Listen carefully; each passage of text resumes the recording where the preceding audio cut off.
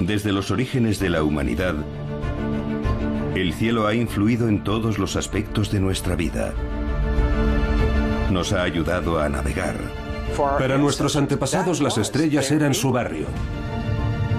A construir. Las pirámides están alineadas en dirección norte. Y a definir la idea misma del tiempo. Y cuando el sol vuelve a elevarse sobre ese punto, sabes que has esperado un año. Para poder explicar los movimientos de lo que había por encima de nosotros, poblamos el cosmos de dioses y monstruos. Se pensaba en el cielo como una especie de tablilla de piedra donde los dioses escribían sus mensajes.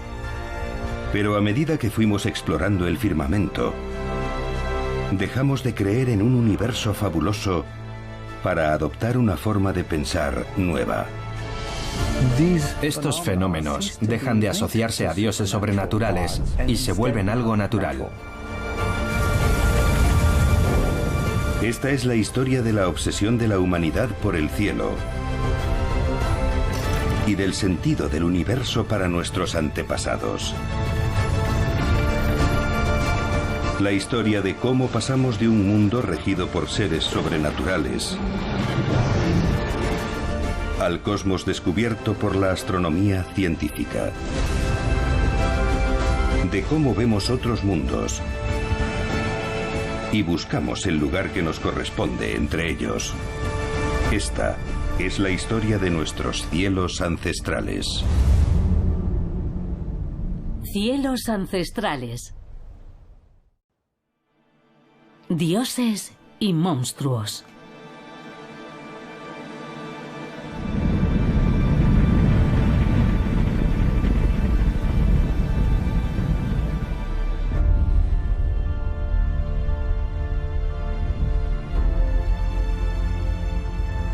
La tecnología moderna nos permite ver el universo de formas que eran impensables hace solo unas décadas.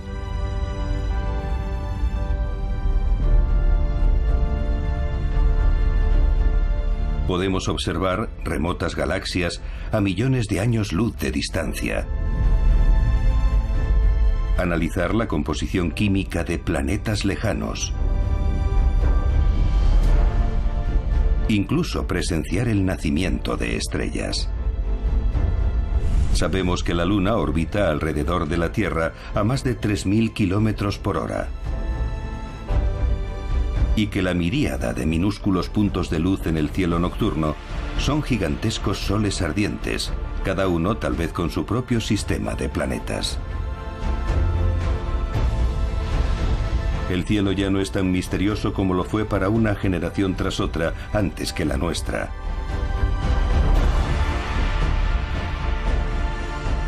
Sin embargo, nos sigue causando el mismo asombro y admiración que hace cientos, incluso miles de años, cuando lo contemplamos a simple vista.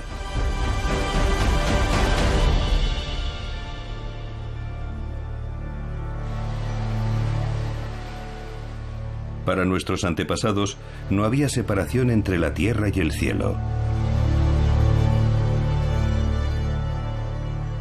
Juntos, formaban un cosmos compartido con seres sobrenaturales que pensábamos que eran parte integrante de su funcionamiento. La mitología y la religión eran esenciales para explicar el cosmos. En el antiguo Egipto, la diosa Nut encarnaba el firmamento y arqueaba su cuerpo estrellado sobre la tierra.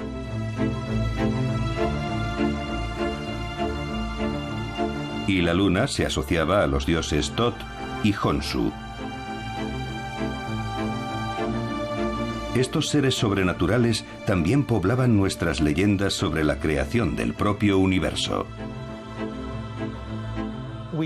Explicamos lo que no podemos comprender con historias, porque realmente nadie es capaz de comprender el origen del universo. La leyenda más antigua se remonta casi 4000 años atrás, a la época de los antiguos babilonios.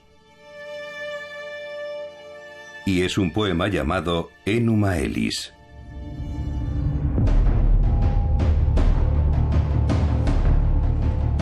Enuma Elis narra la historia de una batalla colosal entre Tiamat, la diosa primigenia del mar, y el dios Marduk.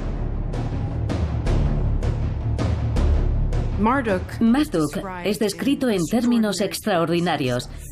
Se dice que tiene cuádruple visión y el aura de 10 dioses, y que es incomprensible e inimaginable en su esplendor.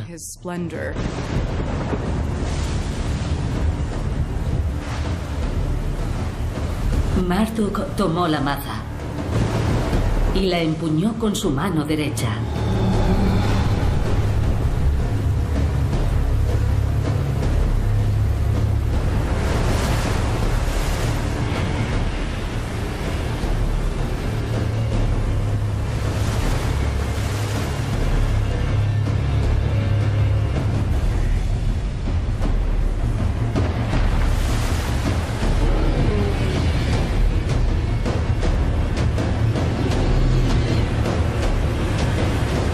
Tiamat y Marduk tomaron posiciones para la batalla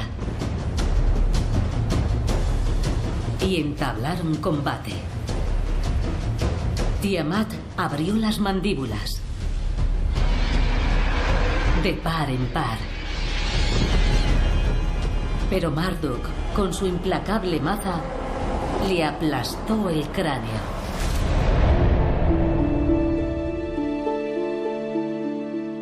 La batalla entre Marduk y Tiamat explicaba la creación de la tierra y el mar, el firmamento y todo lo que había en él. Divide el universo en una parte superior y en otra inferior. Así tenemos el cielo y la tierra. Y una parte de la epopeya y del papel que representa Marduk en ella es la creación de las estrellas y las constelaciones.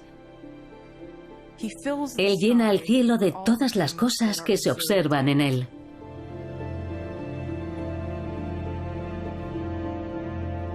Hoy todavía podemos ver el cosmos a través de los ojos de los babilonios.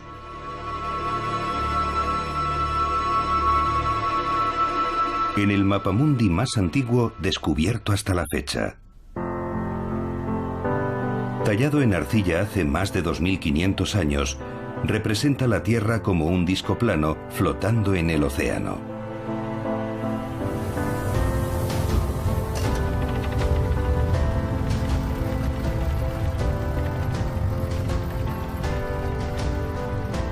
Los babilonios imaginaban una Tierra plana en el centro del universo, con todo lo que había en el firmamento girando a su alrededor.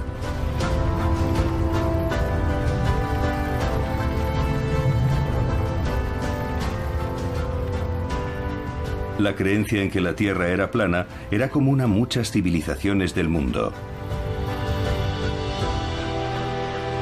En el lejano oriente de Asia, en África o en América. Desde el punto de vista de nuestros remotos antepasados, era lógico pensar que la Tierra era plana. Sabemos que la Tierra es una bola y que da una vuelta completa una vez al día. Pero lo cierto es que no es algo evidente. Sin una reflexión profunda y basándote únicamente en los movimientos visibles, puedes llegar a pensar que la Tierra es plana y que el cielo gira a su alrededor. Podemos imaginar el cielo como una fuente inagotable de prodigios y misterios. Un lugar que merecía ser admirado e interpretado. Y por muy lejos que nos remontemos en la historia de la humanidad, siempre encontraremos alguna prueba de nuestra obsesión por el firmamento.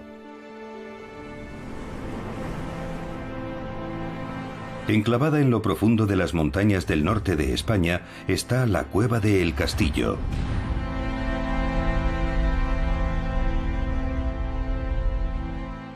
Durante milenios, artistas de la Edad de Piedra decoraron sus paredes con centenares de pinturas.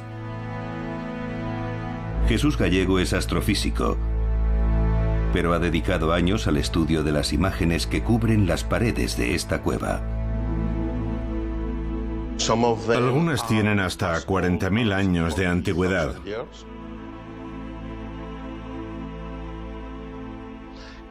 Si esto es correcto, ahora mismo estaríamos ante las pinturas más antiguas del mundo.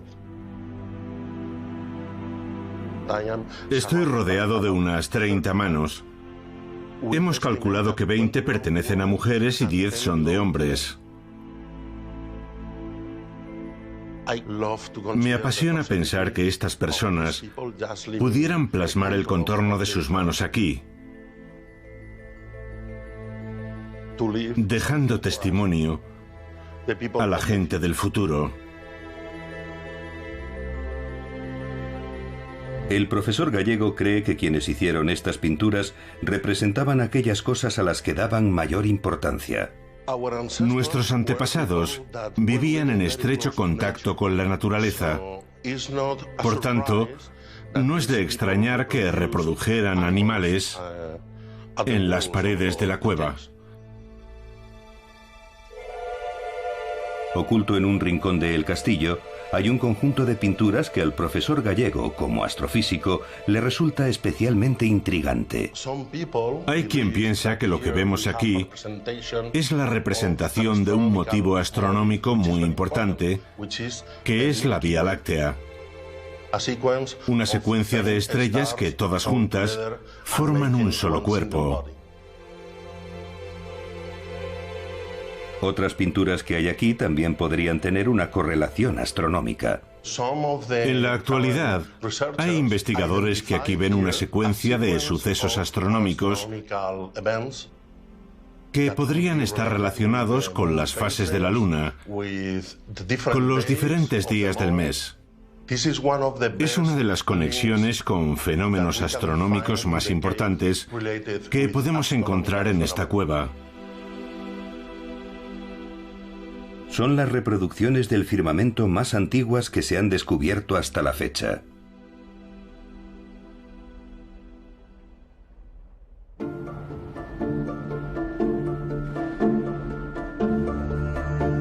En una época en la que dependíamos de la naturaleza para sobrevivir, saber interpretar las señales del cielo pudo ser una gran ventaja. Si cada noche sales bajo el cielo nocturno y miras a tu alrededor, terminas reconociendo los dibujos en el firmamento, igual que conoces tu barrio. Sabes dónde están los árboles, el banco, dónde están las colinas. Y para nuestros antepasados, los pueblos antiguos todavía más. Conocían bien esas estrellas. Eran su barrio.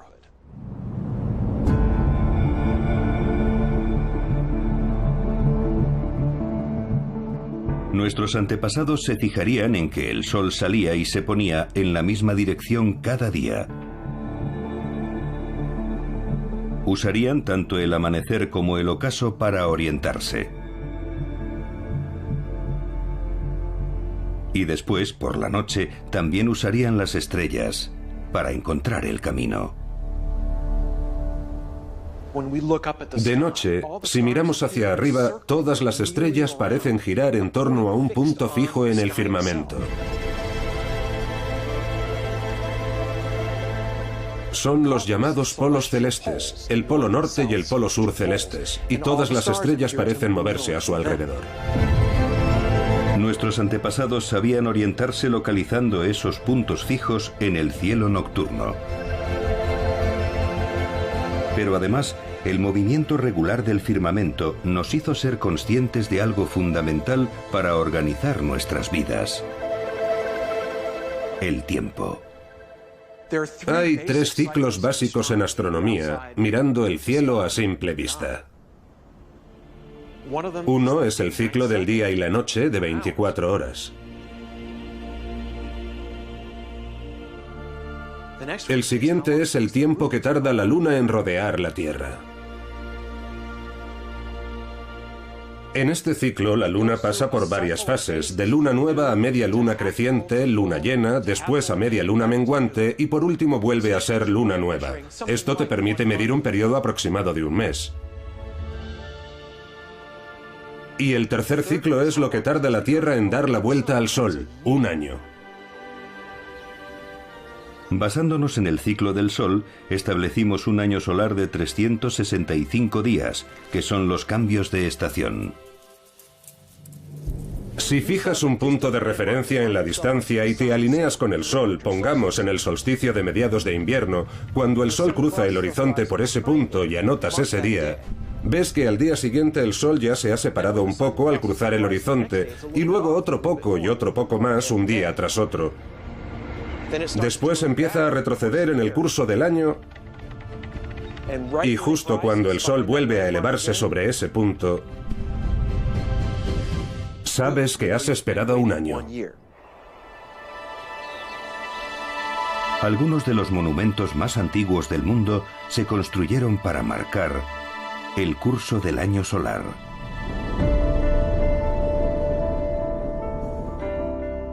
Los primeros ejemplos son señales en el paisaje, como Burdi Youan, creado por los aborígenes de Australia hace unos 11.000 años. Un conjunto de fosas excavadas hace 10.000 años en Warrenfield, en Escocia. Y el círculo de piedra de Nafta Playa, en Egipto, con 7.000 años de antigüedad.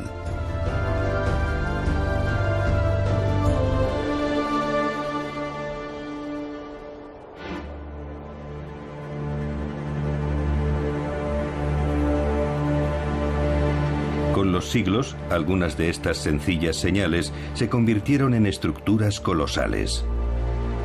Varias han sobrevivido hasta hoy.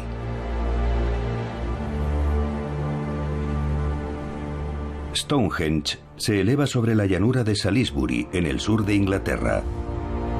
Es uno de los monumentos más célebres del planeta.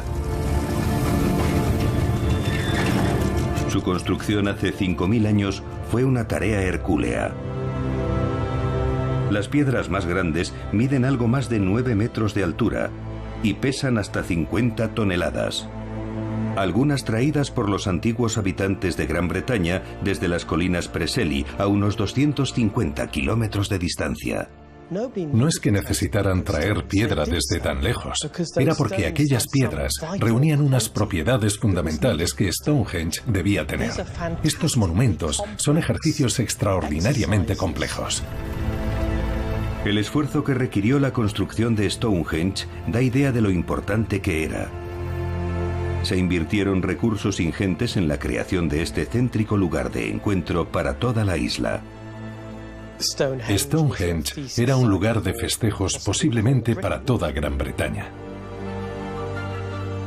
La gente sabría con un año de antelación cuándo era la fiesta.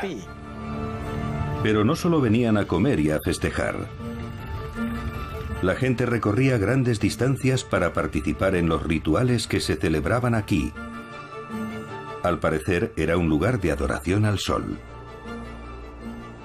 Allí se celebrarían rituales de todo tipo para que la energía del sol devolviera la vida a la tierra a mediados del invierno. Las piedras de Stonehenge están alineadas para marcar la salida del sol en el solsticio de verano y su puesta en el solsticio de invierno.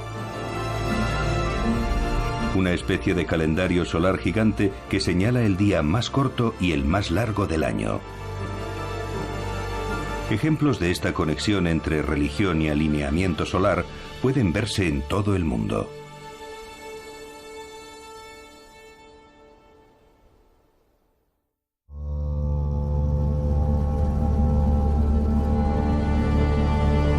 La Gran Pirámide de Giza es la única maravilla de la antigüedad que queda en pie.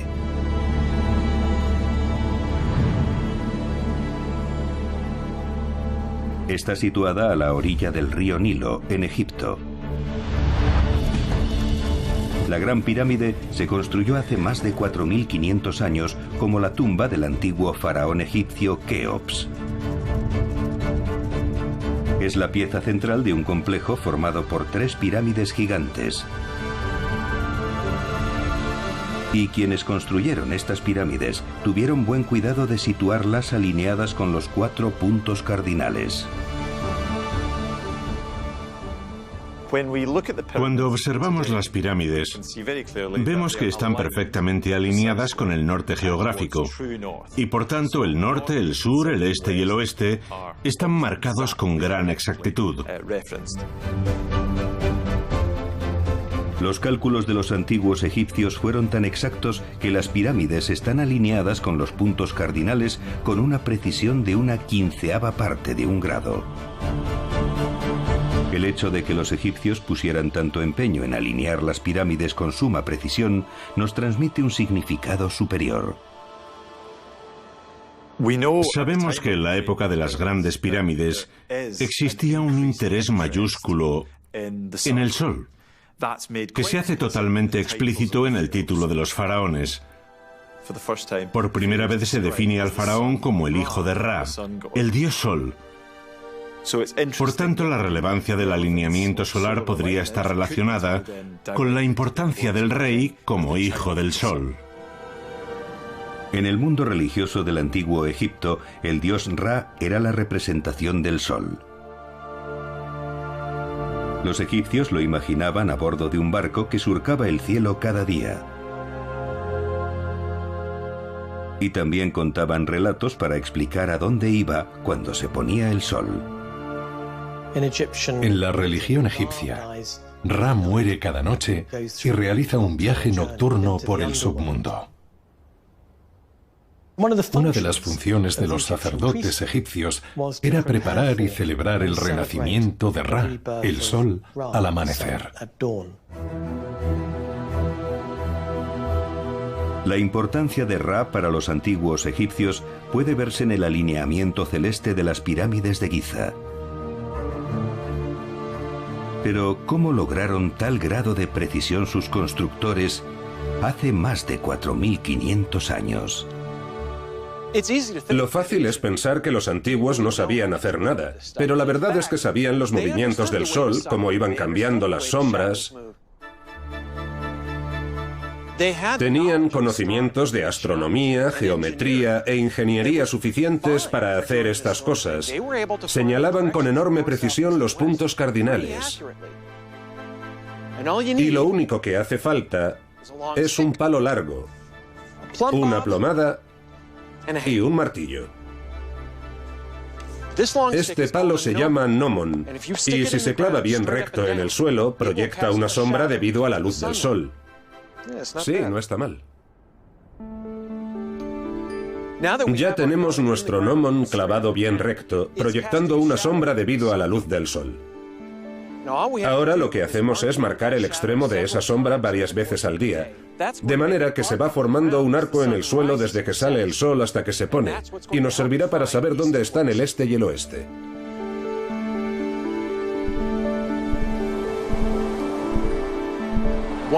Una vez que tenemos en el suelo el arco trazado por la sombra a lo largo del día, tomamos una cuerda y la anudamos al gnomon, nos alejamos a cierta distancia y la usamos para trazar un círculo en el suelo. Este círculo debe cortar el arco en 2 puntos. La línea que conecta ambos puntos nos indicará dónde están el este y el oeste. Los expertos creen que así es como los antiguos egipcios utilizaron el sol para alinear las pirámides de Giza con el norte, el sur, el este y el oeste.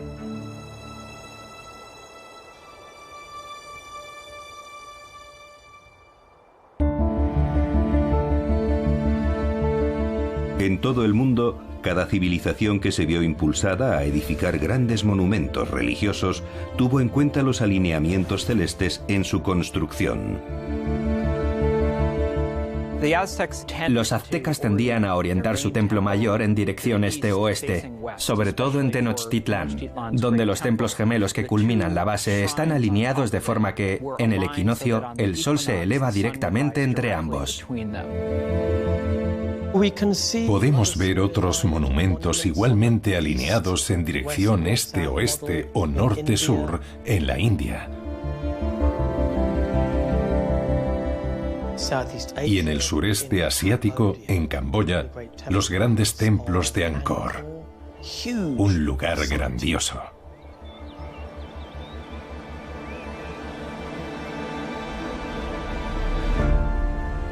Eran civilizaciones separadas por miles de kilómetros en el espacio y siglos en el tiempo, y evolucionaron sin ninguna relación entre ellas.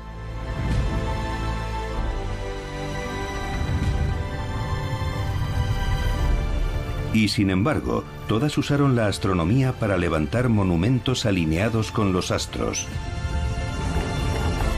para navegar e incluso para calcular el tiempo. Pero la astronomía no solo influyó en nuestra arquitectura, también nos inspiró para crear tesoros de exquisita belleza. En el Museo Estatal de la Prehistoria de Halle, en Alemania Oriental, hay un objeto que podría ser nuestro instrumento astronómico más antiguo. Es el llamado Disco Celeste de Nebra. Descubierto en 1999, se cree que fue construido hace más de 3.500 años, en plena edad del bronce en Europa. Hecho de bronce bañado en oro, representa una diversidad de objetos en el cielo nocturno. Ahora está guardado en una vitrina de forma permanente. Pero el profesor Harald Meller ha estudiado sus secretos usando esta copia perfecta y preciosa. Aquí se ven 32 estrellas y un objeto que podría ser el Sol o la Luna. Un objeto en forma de hoz que podría ser la Luna. Y 7 estrellas que son las Pléyades. Aquí vemos los arcos dorados del horizonte. Este de aquí está caído. Alineando estos arcos del horizonte con la salida del sol en determinados días del año, lo usaban como una especie de calendario solar. Aquí es 21 de junio, solsticio de verano. Ese día, el sol traza un arco pronunciado y se pone aquí. Y así continúa el 22 de junio, el 23 de junio, hasta el 21 de diciembre, que es el día más corto del año. La barca añade una dimensión completamente nueva. Simboliza el viaje del dios Sol. Hace que el disco celeste deje de ser un instrumento práctico para convertirse en un objeto mitológico y religioso. El disco celeste de Nebra demuestra que una cultura sin escritura podía registrar observaciones astronómicas mediante dibujos. Sin embargo, a 3.000 kilómetros de distancia, una de nuestras civilizaciones más importantes elevó la astronomía a una categoría superior por medio de la palabra escrita. Todo empezó en el lugar que comúnmente llamamos la cuna de la civilización: la antigua Mesopotamia.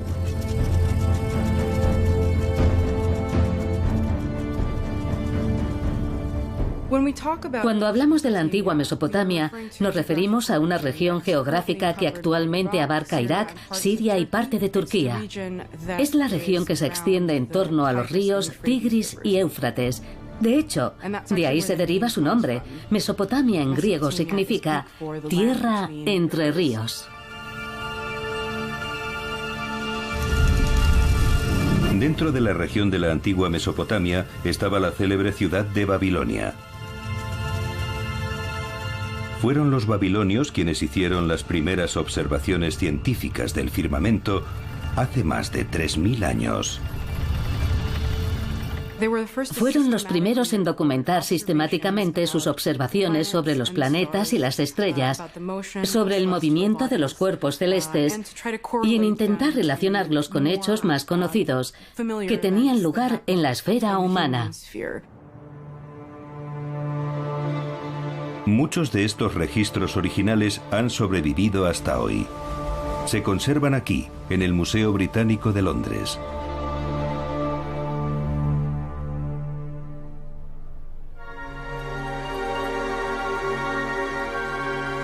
Están en escritura cuneiforme, la ancestral escritura que durante siglos predominó en esta parte del mundo.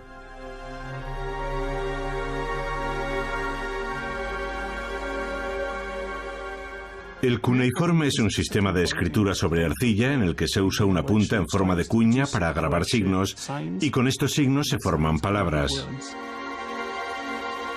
Los equipos arqueológicos han encontrado cientos de miles de textos cuneiformes, pero la adquisición de los conocimientos para poder descifrarlos es reciente.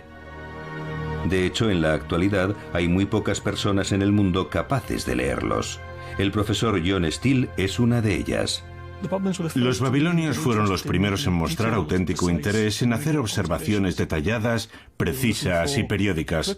Documentaban eclipses, el movimiento de la luna y los planetas respecto a las estrellas. Esta es una colección muy interesante de observaciones de eclipses lunares. Abarca un periodo de 400 años, desde mediados del siglo VIII hasta muy poco antes del 300 a.C., y está dividido en cuadrículas como una tabla, una moderna hoja de cálculo. En cada celda tenemos un informe de un eclipse lunar. Estos registros se fueron añadiendo generación tras generación, lo que permitió a los astrónomos babilonios examinar patrones y ciclos en el firmamento durante siglos. Por lo tanto, fue el primer pueblo que intentó analizar estos fenómenos matemáticamente para poder hacer predicciones detalladas y precisas. Estas tablas contienen el origen de la astronomía moderna. Resumiendo, podemos decir que es en Babilonia donde empieza todo y desde ahí se extiende al resto del mundo.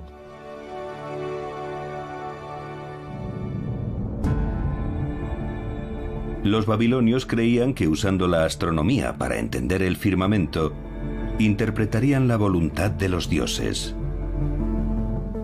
Se pensaban que los cuerpos celestes, ya fueran estrellas o planetas, eran la escritura de los dioses, y el cielo se consideraba una especie de tablilla de arcilla en la que los dioses escribían sus mensajes.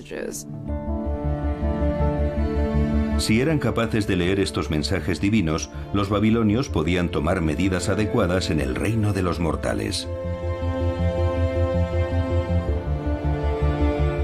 Un eclipse, por ejemplo, era un fenómeno muy peligroso que obligaba a esconder al rey y a poner un sustituto en su lugar durante unos meses hasta que se viera que el peligro había pasado. Esta necesidad de estudiar los cielos para orientarse a la hora de tomar decisiones importantes puede verse en todo el mundo.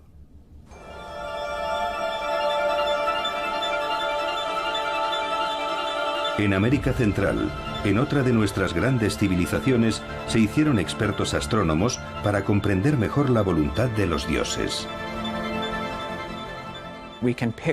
Podemos encontrar rastros de la cultura maya que se remontan al segundo milenio antes de nuestra era. Los mayas inventaron el sistema de escritura más sofisticado de la América precolombina. Escribían en su cerámica. Grababan jeroglíficos en monumentos y en escaleras.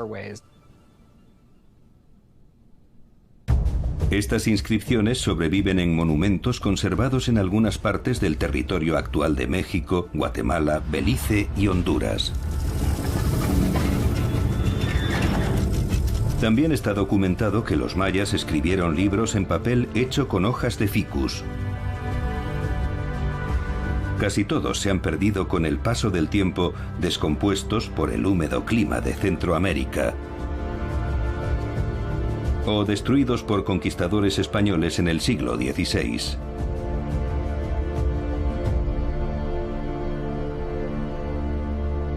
Pero en la Biblioteca Estatal Universitaria de Sajonia, a buen recaudo en una sala conocida como la Cámara del Tesoro, se encuentra uno de los 4 únicos libros maya que quedan en el mundo, el llamado Códice de Dresde.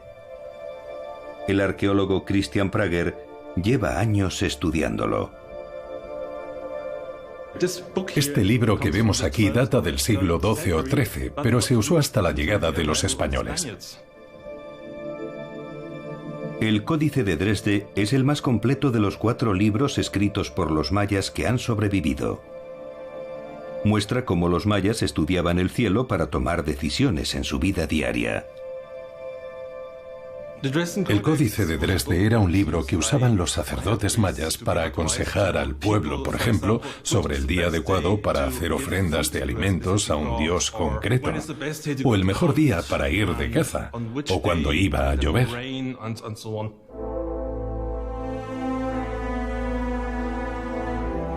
El códice contiene una serie de apartados directamente relacionados con el firmamento y su significado religioso.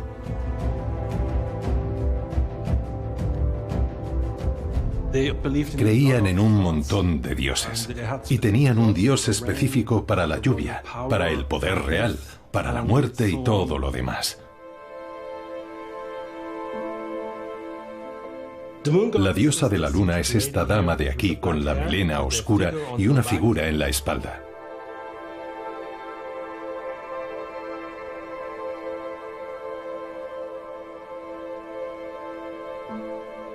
Esta es la representación de un eclipse de sol. Siempre tiene una zona blanca y negra y el eclipse de sol pendiendo de una banda celeste.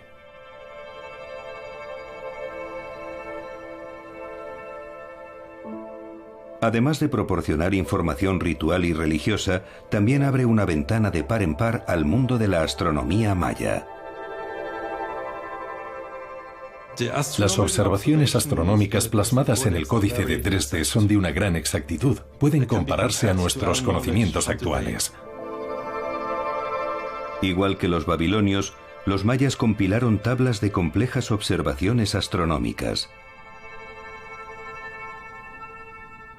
La información astronómica contenida en el Códice de Dresde versa principalmente sobre los ciclos de Venus y los ciclos de los eclipses, tanto lunares como solares. Es lo más importante. Venus era particularmente importante para los mayas.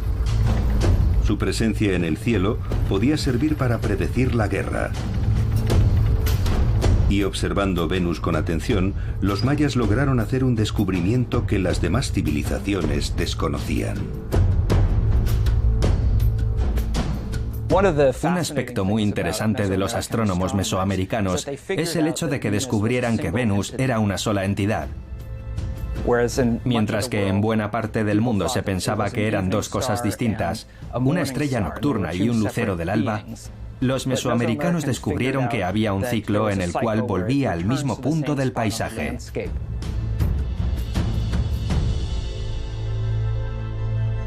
Los cálculos de los ciclos de Venus pueden verse aquí, en los puntos y barras que usaban los mayas para representar los números. Calculaban correctamente la fecha en que Venus luciría como estrella del alba y la fecha en que sería una estrella nocturna. El ciclo de Venus dura 583 días y pico y ellos calculaban 584. Por tanto, cada 13 años había una desviación de un día y corregían ese día completo. De manera que, según los conocimientos que hoy tenemos, estas predicciones sobre las posiciones de Venus eran muy precisas.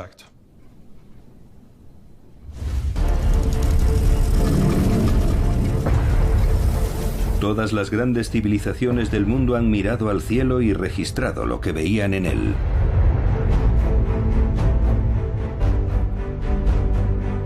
Los egipcios empezaron a diseñar relojes estelares para seguir los movimientos de una selección de estrellas.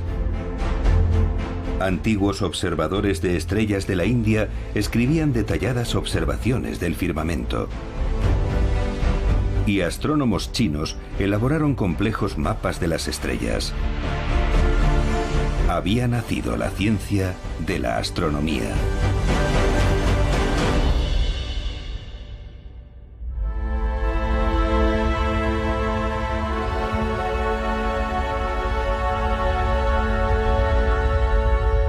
Todos los antiguos astrónomos necesitaban medios para orientarse en un cielo nocturno maravillosamente complejo.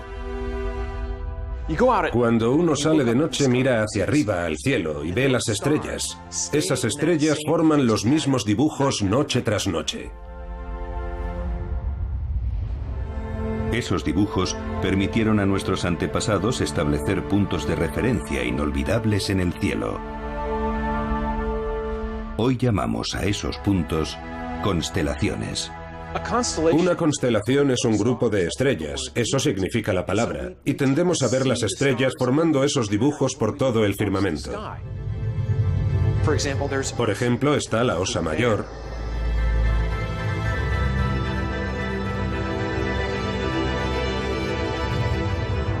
o el cazador, Orión, que se parece bastante a un cazador con el brazo alzado.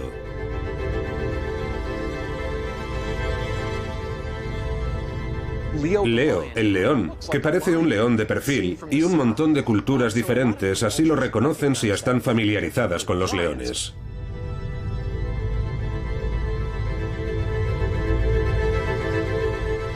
Pero no todas las culturas veían las mismas formas en el firmamento. Las constelaciones tienen más que ver con dibujos que con significados culturales para las diversas civilizaciones que se han fijado en estos dibujos a lo largo de la historia de la humanidad. Los astrónomos chinos veían un burro, una serpiente y un dragón. Los nativos americanos veían un castor, un búho y un lobo. Y los aztecas veían cosas prácticas de la vida cotidiana. A la constelación de las Pléyades, los aztecas la llamaban Tianquitzli, que significa mercado. Y lo que conocemos como el cinturón y la espada de Orión, para ellos era bastón de fuego.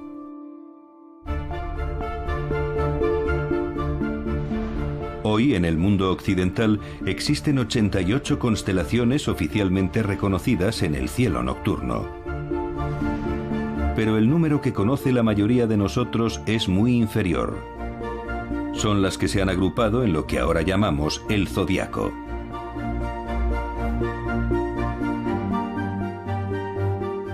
Reconocemos 12 constelaciones oficiales del zodiaco, de las que todo el mundo ha oído hablar: Libra, Tauro, Géminis y todas las demás. El zodiaco fue establecido por astrónomos babilonios hace unos 2500 años. Y es el mismo que ha llegado hasta nuestros días. Pero la elección de 12 constelaciones entre los incontables dibujos que poblaban el cielo no fue un simple capricho. Había una razón científica para ello. Mientras la Tierra gira alrededor del Sol a lo largo de un año, el Sol parece moverse por una línea curva en el cielo. Esta línea se denomina eclíptica, y las constelaciones que atraviesa son las constelaciones del zodiaco.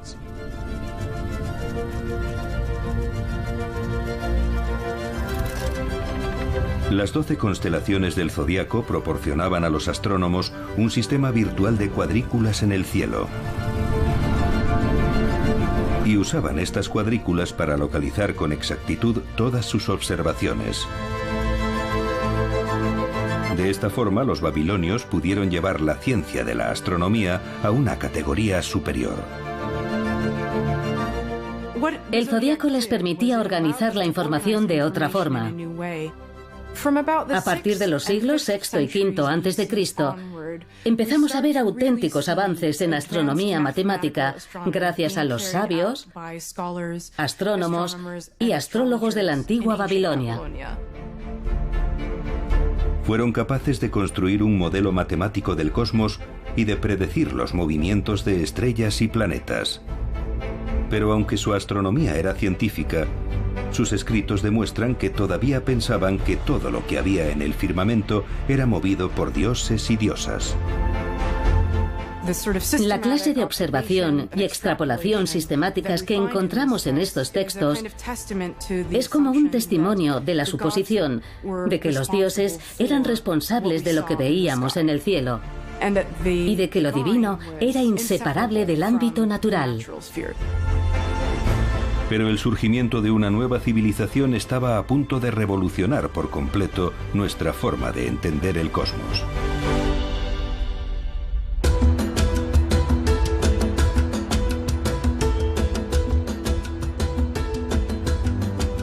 Hace casi 3000 años, los pueblos de Grecia y el mar Egeo salían de una era oscura.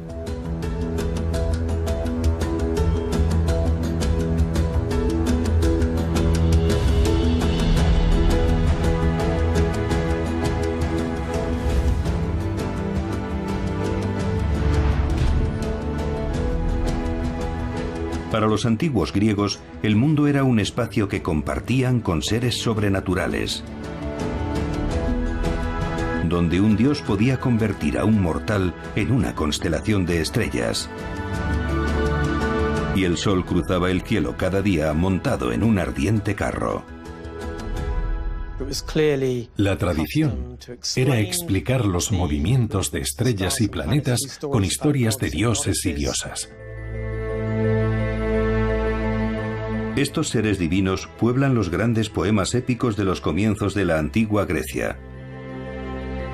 Como otros pueblos de la antigüedad, los griegos no consideraban la existencia del cielo en otra dimensión. Sus historias hablan de un mundo en que dioses y mortales viven unos junto a otros.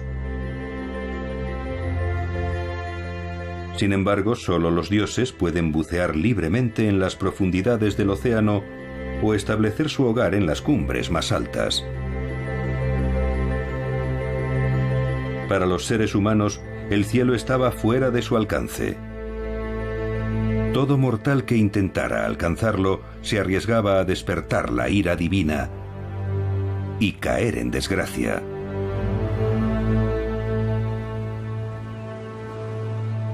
Seguramente no haya otro mito griego que ilustre mejor esta idea que el de un hombre llamado Dédalo y su hijo Ícaro. Dédalo echó a volar como un pájaro.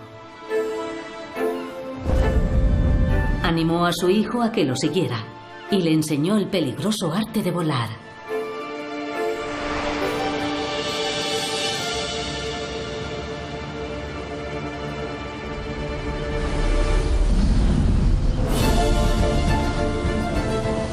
El muchacho empezó a disfrutar de sus audaces vuelos y, llevado por el deseo de alcanzar el cielo, subió aún más.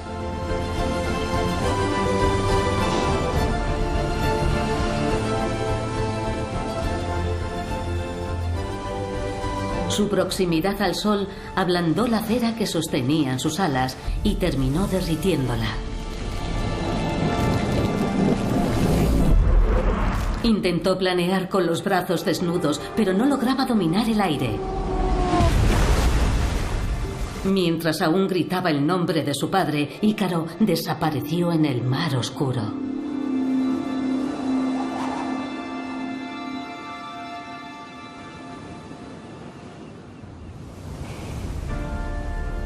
Tendrían que pasar más de 2000 años para que el ser humano volviera a aventurarse en los cielos, aun a riesgo de causar la ira de los dioses. Pero incluso mientras las fabulosas plumas de Ícaro tocaban el agua, los antiguos griegos ya se echaban al mar para comerciar y colonizar tierras muy alejadas de la suya.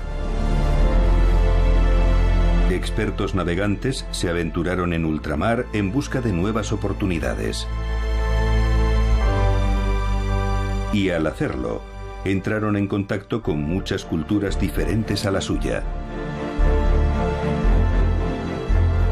Tomaron el alfabeto de los fenicios,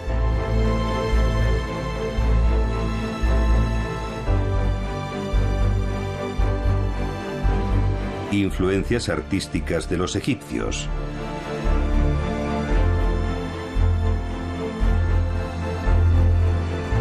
y de los babilonios, la astronomía. La astronomía de Babilonia es una corriente muy potente que penetra con fuerza en la arcaica cultura griega. Las tablas planetarias, los registros de las observaciones planetarias, tendrán una gran influencia en cómo los griegos entienden la astronomía y la practican. Armados de los conocimientos astronómicos aprendidos de los babilonios, los griegos comenzaron a cambiar su manera de interpretar el cosmos. No les bastaba con la observación y la predicción. Querían saber por qué las cosas que veían en el cielo se movían de la manera en que lo hacían. Hay un hombre a quien se le atribuye el mayor cambio en nuestra comprensión del cosmos. Se llamaba Tales. Tales de Mileto es la persona de quien suele decirse que fue el padre de la filosofía. Cambió la forma de pensar de los griegos a la hora de hacerse preguntas sobre el mundo natural. Tales vivió en el siglo VI a.C. Era de Mileto, un asentamiento griego en la costa de la actual Turquía, donde estaba en contacto directo con las ideas y los conocimientos de Oriente. Se le reconoce el mérito de ser la primera persona en cuestionarse la creencia de que el cosmos pudiera explicarse a través de la mitología. Para Tales y sus colegas filósofos, cada objeto observable en el cosmos debía tener una explicación racional, científica. Pensaban que esto se cumplía en las cosas que pasaban en el cielo, como el movimiento del Sol y de la Luna, como las cosas que sucedían en la Tierra.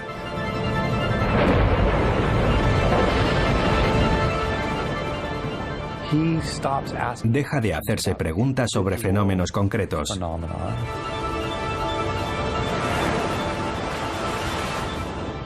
Este terremoto, aquella tormenta, ese rayo.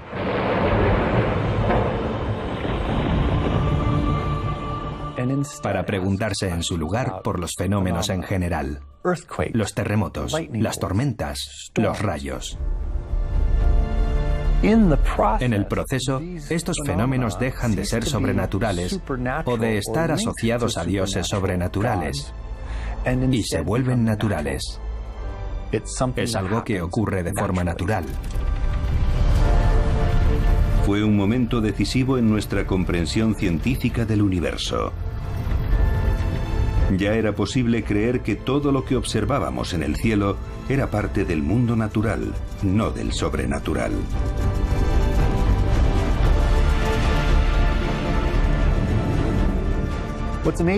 Es asombroso el cambio tan increíble que supuso el paso de una época oscura a este periodo de nacimiento de la filosofía y de la ciencia.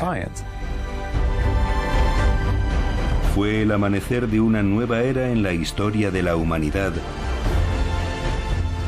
en la que cambiaríamos nuestra forma de ver el mundo que nos rodea, el cielo sobre nosotros y todo lo que hay allí, para siempre.